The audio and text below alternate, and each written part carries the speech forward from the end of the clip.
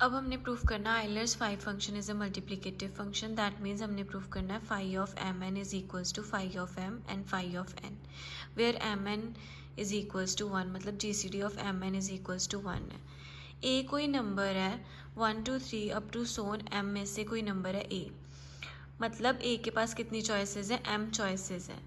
And B कोई number है 1 2 3 up to Son N में से, दैट मीन्स बी के पास कितनी चॉइसेस है, एन चॉइसेस है। A has m choices and b has n choices, मतलब ए इनमें से कोई होगा एंड बी इनमें से कोई होगा।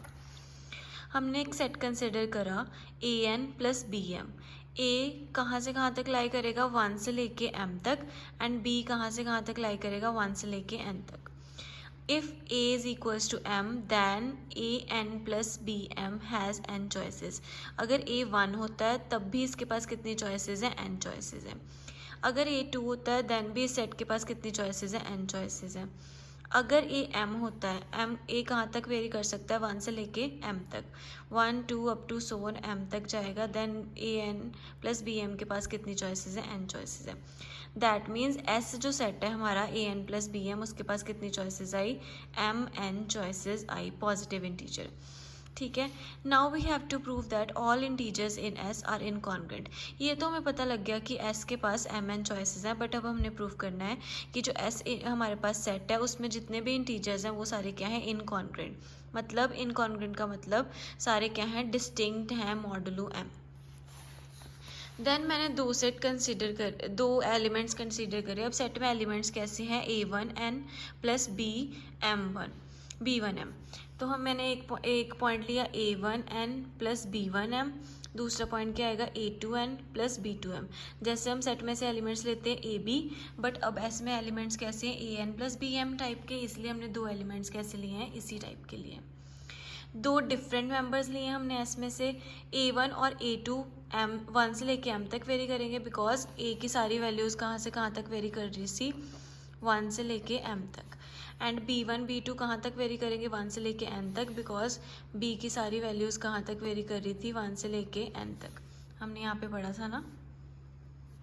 देन इफ़ पॉसिबल लेट, हमने प्रूफ करना है डिफरेंट है, हम लेके चलेंगे कि सेम है।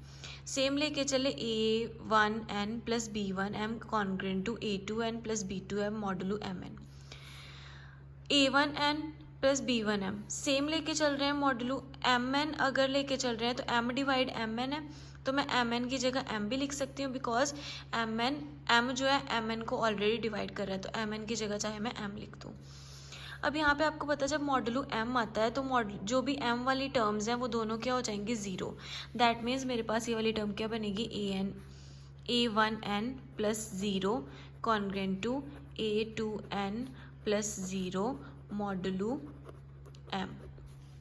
ठीक है, ए वन एन रह गई, ए टू एन रह गई, मॉडुलो एम।